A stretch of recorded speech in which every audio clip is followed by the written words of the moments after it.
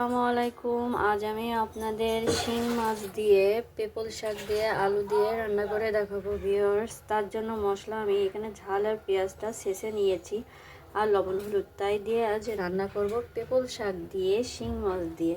Viewers সাথে থাকুন, দেখতে থাকুন। আমি মাছ এবং মশলাটা একসাথে মাছ আর মশলাটা আমি একসাথে কষাই নেব।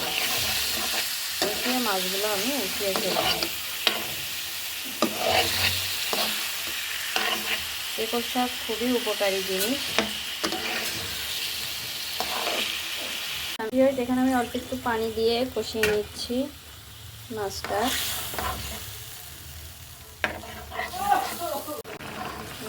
আমার মাছটা শিং মাছ দেখুন। এই যে দেখুন মাছটা আমার কষানো হয়ে গেছে। এখন আমি মাছগুলো উঠিয়ে ফেলব।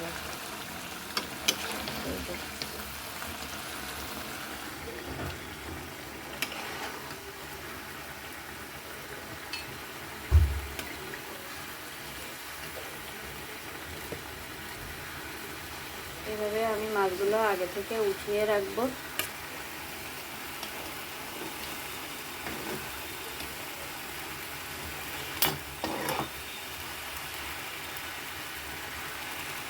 আমি ঝোলের পানি দিয়ে দিলাম। আর আমি ঝোলের পানি দিয়ে এখন আমি এটা ঢেকে দেব। এইবার এই দেখুন উতলাই গেছে। এখন আমি এই আলু আর শাক দিয়ে দেবো। যে আলু আর শাকটা আমি এখন দিয়ে দিচ্ছি।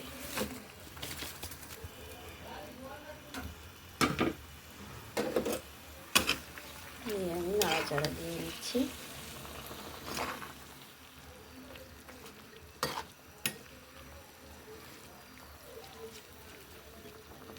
দিয়ে আমি আবার ঢেকে দেব। এই দেখুন শাক প্রায় সিদ্ধ হয়ে আসছে। এখন আমি মাছটা ঢেলে দিব। আজ আমি কিন্তু শিং মাছ দিয়ে শুধু পেপল শাক দিয়ে রান্না করছি। মাছটা আমি দিয়ে দিলাম, দিয়ে আমি আবার ঢেকে দেব।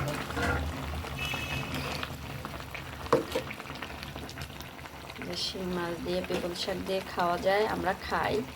আপনারা খেয়ে কমেন্ট করে জানাবেন কেমন হয়। ঢেকে দিলাম আবার।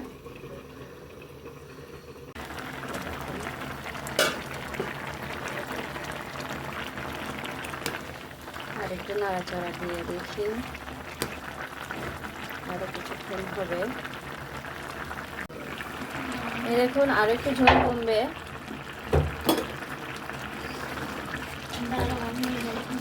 দেখুন আর একটু ঝোল কমবে, ঢেকে দিই। ভিউয়ার্স এই দেখুন আমার পেপল শাক দিয়ে শিং মাছ দিয়ে আলু দিয়ে রান্না এই যে হয়ে গেছে। আমি ঝোল কমিয়ে ফেলেছি দেখুন ভিউয়ার্স। এখন আমি এইটা নামাবো চুলা থেকে। একটু ঠান্ডা হলে তবে আমি করব। এই দেখুন আমি এবার এই যে নামাচ্ছি।